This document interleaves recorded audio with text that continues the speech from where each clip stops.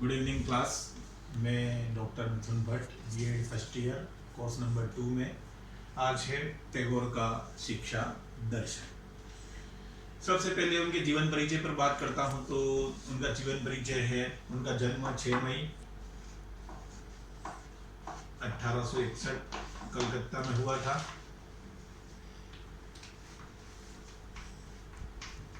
उनके पिता का नाम था देवेंद्रनाथ ठाकुर। उनके पिता का नाम था देवेंद्रनाथ ठाकुर। वे एक महान एक महान समाज सुधारक थे। रविंद्रनाथ टैगोर का बचपन से ही विलक्षण प्रतिभा के धनी थे। इनका व्यक्तित्व बड़ा बहुआयामी था और यह एक महान समाज सुधारक, महान साहित्यकार थे, शिक्षा शास्त्री थे। इन्होंने अपनी अनेक उपलब्धियां ऐसी हासिल की थी जिसके कारण से इन्होंने विश्व में भारत का नाम स्थापित किया था। ये एक ऐसे स्वप्नद्रष्टा थे जिन्होंने अपने सपने को साकार करने के लिए निष्काम कर्मयोग को अपनाया था।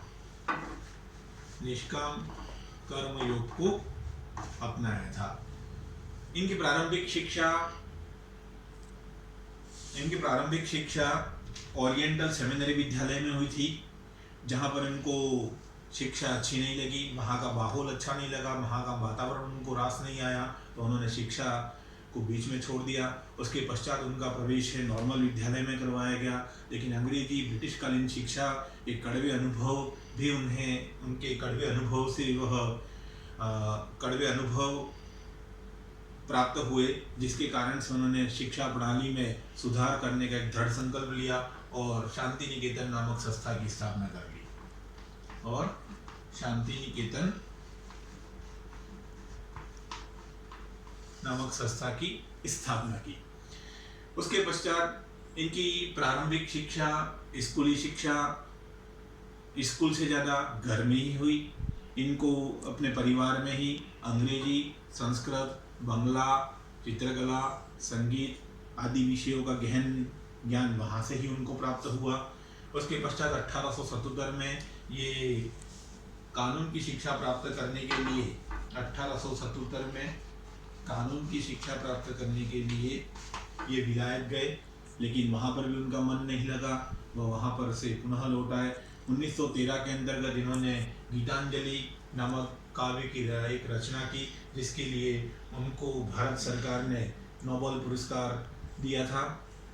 नोबेल पुरस्कार प्राप्त हुआ 1941 में। ऐसे एक महान संत की, ऐसे महान विचारक की मृत्यु हो गई थी।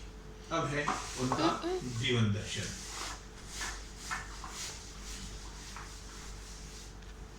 टैगोर का जीवन दर्शन। टैगोर का दर्शन क्या है? तो टैगोर का जीवन दर्शन, पागल हो गया। टैगोर के जीवन दर्शन पर सर्वाधिक प्रभाव उनके पिता और कुछ विद्वानों का पड़ा था। टैगोर ने बचपन से ही उपनिषदों का, वेदों का गहन चिंतन किया, मनन किया, अध्ययन किया था, जिसके कारण से उनके दर्शन का मुख्य आधार था वह उपनिषद थे। उनके दर्शन पर यथार्थवाद का प्रभाव पड़ा, प्रकृतिवाद का प्रभाव पड़ा, आदर्शवाद का प्रभाव पड़ा, मानववाद का प्रभाव पड़ा, प्रयोजनवाद का प्रभाव उनके दर्शन पर देखा जा सकता है। इसे रविंद्रनाथ टैगोर आदर्शवादी थे। रविंद्रनाथ टैगोर आदर्शवादी थे।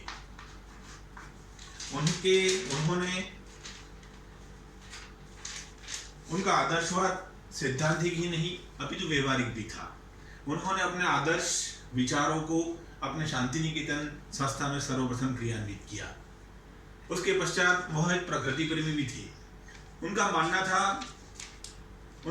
था कि ईश्वर की प्राप्ति मनुष्यत्व प्राप्त कर ईश्वर से साक्षात्कार कर सकता है। वह एक प्रकृति प्रेमी भी थे। प्रकृति के प्रति उनका विशेष प्रेम था और उसके कारण से उनका मानना था कि प्रकृति की गोद में जो भी शिक्षा प्राप्त की जाए वो शिक्षा है, वो सर्वोत्तम शिक्षा कही जा सकती है। उनका मानना था कि बालक की शिक्षा प्रकृतिमय वातावरण में होनी चाहिए और प्रकृति की गोद में की गई शिक्षा ही सर्वोत्कृष्ट शिक्षा है। वे यथार्थवाद एवं प्रयोजनवाद को भी शिक्षा का महत्वपूर्ण आधार स्तंभ मानते थे और शिक्षा को जीवन से संबंधित करना आवश्यक समझते थे। टैगोर ने शिक्षा के उद्देश्य में कहा था कि स्वतंत्रता, अभिव्यक्ति, रचनात्मकता आदि आदर्श मौलिक तत्वों को शिक्षा के उद्देश्यों में सम्मिलित करना चाहिए। रविंद्रनाथ टैगोर के अनुसार शिक्षा क्या थी, तो उन्होंने शिक्षा के विषय में भी अपनी डेफिनेशन दी और कहा कि सर्वोत्तम शिक्षा वह है जो हमें सूचना तथा ज्ञान ही प्रदान नहीं करती, अपितु हमारे जीवन को विश्व के समस्त जीवों के साथ मेल करा दे, वह ही शिक्षा है। यह रविंद्रनाथ टैगोर की शिक्षा के विषय में उनके विचार थे। अब रविंद्रनाथ टैगोर के अनुसार शिक्षा के उद्देश्य क्या होने चाहिए, तो उन्होंने शिक्षा के उद्देश्य में, टैगोर के अनुसार शिक्षा के उद्देश्य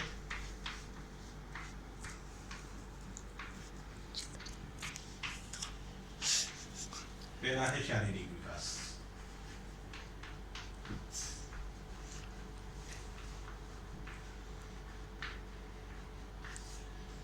रविंद्रनाथ टैगोर ने शिक्षा के उद्देश्य में सबसे पहला उद्देश्य कहा था कि शिक्षा का उद्देश्य वो क्या होना चाहिए, शारीरिक विकास, अर्थात वह स्वस्थ शरीर को, शिक्षा के लिए स्वस्थ शरीर को महत्वपूर्ण मानते थे। उनका मानना था कि अगर व्यक्ति का या बालक का अगर शरीर स्वस्थ होगा तो वह शिक्षित हो सकेगा और अच्छी सब प्रकार की शिक्षा प्राप्त कर सकेगा। इसलिए शिक्षा से बालक के हाथ, पैर आदि को क्रियान्वित किया जाए, मजबूत किया जाए, जिसके कारण से उसके शरीर का विकास अच्छे प्रकार से हो सके। दूसरा उद्देश्य उन्होंने बताया बौद्धिक विकास।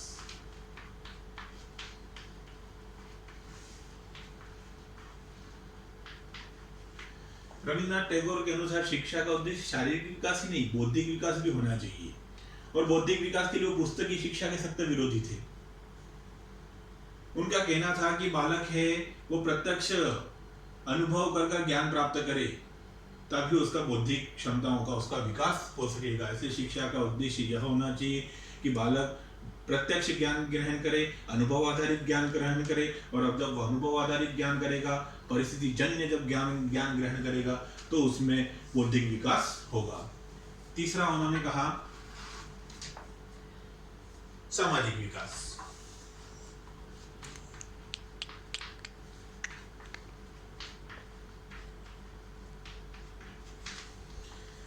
रविंद्रनाथ टैगोर एक समाजवादी थे, व्यक्तिवादी तो थे ही, वे एक समाजवादी भी थे। उनका मानना था कि समाज सेवा शिक्षा का अनिवार्य लक्ष्य होना चाहिए और समाज सेवा के माध्यम से विद्यार्थियों में सामाजिकता का विकास सरलता से किया जा सकता है। इसलिए शिक्षा का मुख्य उद्देश्य सामाजिक विकास होना चाहिए। उसके पश्चात उन्होंने कहा कि शिक्षा का उद्देश्य क्या होना चाहिए, तो नैतिक विकास। चौथा उद्देश्य बताया उन्होंने, शिक्षा का उद्देश्य नैतिक विकास।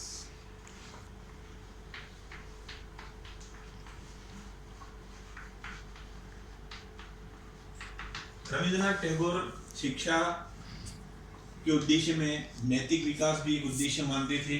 उनका कहना था कि शिक्षा प्रणाली ऐसी हो, शिक्षा में ऐसी क्रियाएं सम्मिलित की जाएं जो विद्यार्थियों के अंतर्गत विभिन्न प्रकार की नैतिक गुणों का विकास कर सके, उसमें संयम का विकास कर सके, उसमें सहनशीलता आए, उसमें विनम्रता आए, उसमें परस्पर प्रेम आदि जो हमारे नैतिक गुण है उसका विकास हो सके। ऐसी बच्चों के लिए शिक्षा होनी चाहिए। और पांचवा उन्होंने कहा कि राष्ट्रीय प्रेम की भावना, राष्ट्रीयता का विकास।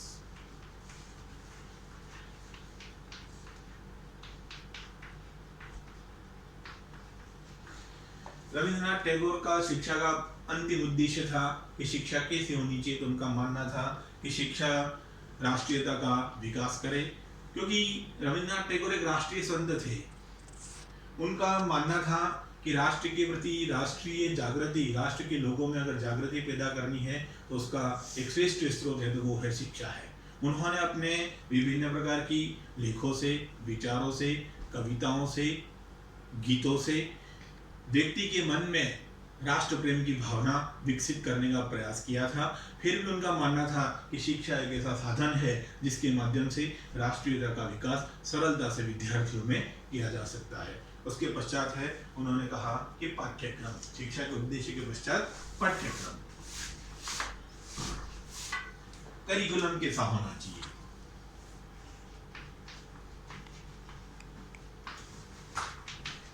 तो रविंद्रनाथ टैगोर बालकों के लिए, बच्चों के लिए शिक्षा का पाठ्यक्रम विस्तृत एवं व्यापक चाहते थे। उनका कहना था कि विषय केंद्रित पाठ्यक्रम नहीं होना चाहिए, पाठ्यक्रम हो वो अनुभव जनित होना चाहिए, क्रियाजनित पाठ्यक्रम के प्रति पक्षधर थे। उनका मानना था कि बालक के लिए जो पाठ्यक्रम हो उसमें वह अनुभवों से सीखे, वह क्रिया करके सीखे। इसके लिए उन्होंने पाठ्यक्रम में गायन, अभिनय को रखा, नृत्य को रखा, संगीत को रखा, कला रखा, साथ ही मानव जनित विषय भी होने चाहिए। इसके लिए उन्होंने कहा कि इतिहास, भूगोल आदि भी पाठ्यक्रम के में होने चाहिए। अगला है शिक्षण विधियां।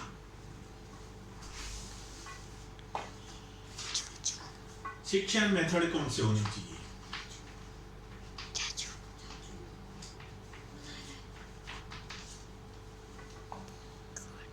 शिक्षण विधि, रविंद्रनाथ टैगोर ने शिक्षण की विधि में कहा, वो निरस्ता निष्क्रिय विधि के सख्त विरोधी थे। वह चाहते थे कि बालक के लिए शिक्षण कक्ष में जब शिक्षण कराया जाए तो ऐसे मेथडों का यूज किया जाए जिसमें बालक में सजीवता आए।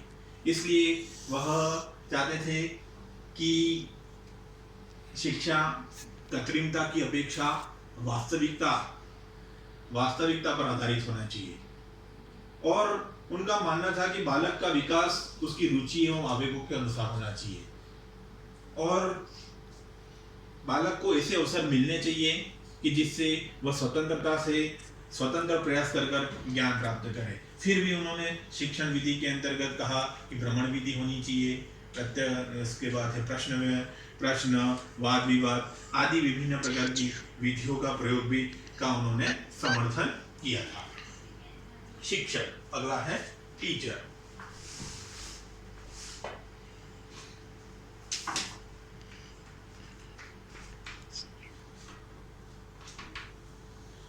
टीचर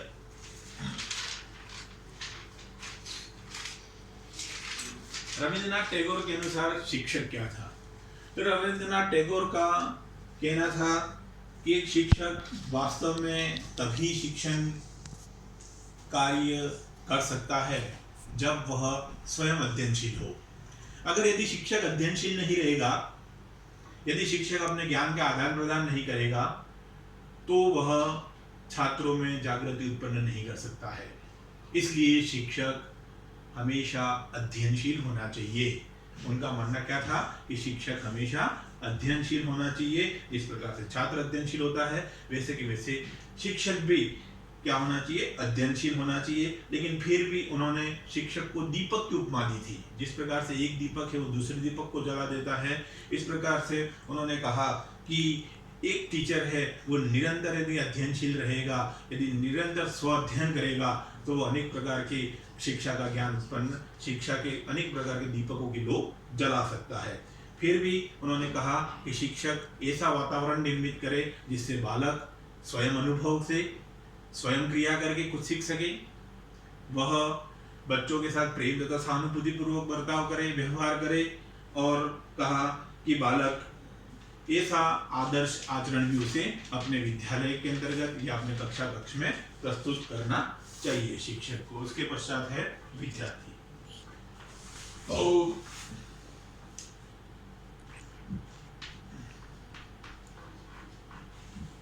रविंद्रनाथ टैगोर ने विद्यार्थी के विषय में कहा कि बालक को पूर्ण स्वतंत्रता मिलनी चाहिए।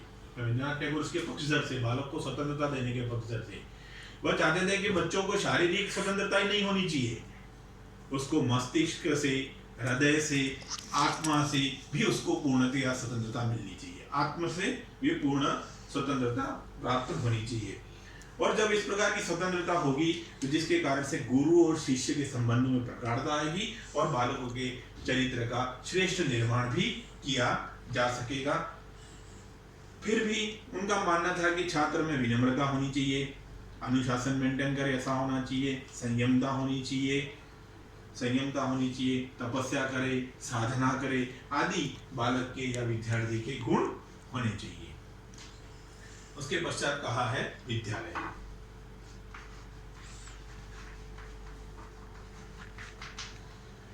रविन्द्रनाथ टैगोर शिक्षा में विद्यालय को अनिवार्य आवश्यक मानते थे। वह गुरुकुलीय शिक्षा प्रणाली के विशेष प्रकार के प्रभावित थे। प्राचीन काल की जो गुरुकुलीय शिक्षा प्रणाली थी उससे विशेष प्रभावित थे और उनका कहना था कि विद्यालय शहर एवं कोलाहल से दूर प्रकृतिमय एवं रमणीय वातावरण में होने चाहिए, जहां पर उस शांत एवं प्रकृतिमय वातावरण में शिक्षक और विद्यार्थी अपनी साधना को पूर्ण कर सके, अध्ययन रूपी जो साधना है उसको पूर्ण कर सके। ऐसे स्थान पर विद्यालय होने चाहिए जहाँ पर विद्यार्थी अच्छी प्रकार से अपना एकाग्रचित्त होकर ज्ञान प्राप्त कर सके। क्यों? क्योंकि विद्यालय आत्मबोध का आधार है। उसे आत्मबोध कब होगा? जब वो एकाग्रचित्त होगा, शांत वातावरण में बैठेगा, रमणीय वातावरण में, प्रकृतिमय वातावरण में बैठेगा तो उसे आत्मबोध होगा। और विद्यालय आत्मबोध का आधार होते हैं और उन्होंने अपने इस दर्शन को अपने शांति निकेतन विद्यालय में भी क्रियान्वित किया था। उसके पश्चात है डिसिप्लिन, अनुशासन।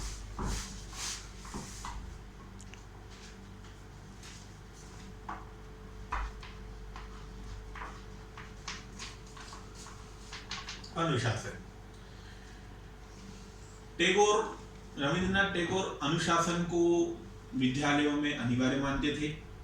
वह हिंसात्मक अनुशासन के सख्त विरोधी थे। उनका मानना था कि आत्मानुशासन होना चाहिए और आत्मानुशासन से ही विद्यार्थियों में नैतिक मूल्यों का विकास किया जा सकता है। वह अनुशासन में भी नैतिक मूल्य मानते थे कि उस अनुशासन से कि बच्चे के लिए ऐसा अनुशासन मेंटेन किया जाए, स्व आत्मानुशासन हो, जिससे बच्चों में ईमानदारी हो, संयमता हो, विनम्रता हो आदि नैतिक गुण उस अनुशासन के माध्यम से विकसित हो सके। इसलिए वो आत्मानुशासन को शिक्षा में लाने के बड़े पक्षधर थे। उसके पश्चात है धार्मिक शिक्षा।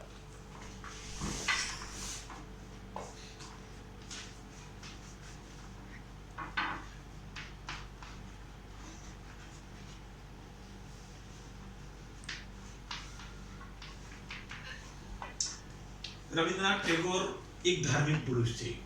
वे बाह्य आडंबर, पूजा पाठ, धार्मिक संकीर्णता के सख्त विरोधी थे और उनका मानना था कि जो संसार में ये जो विविधता में एकता है वह ही धर्म है, वह ही ईश्वर है। और इस तरह से धर्म की प्राप्ति बाह्य वातावरण से नहीं हो सकती, धर्म की प्राप्ति किसी पाठ्यक्रम से नहीं की जा सकती है। इसलिए धार्मिक शिक्षा के लिए कोई पाठ्यक्रम नहीं है। उनका मानना था कि अगर बालकों को धार्मिक शिक्षा देनी है तो उसके लिए उपयुक्त वातावरण होना चाहिए, जिसमें तप होना चाहिए, साधना होनी चाहिए और तप एवं साधना से ही धार्मिक शिक्षा विद्यार्थियों तक पहुंचनी चाहिए। ओके, थैंक यू, धन्यवाद।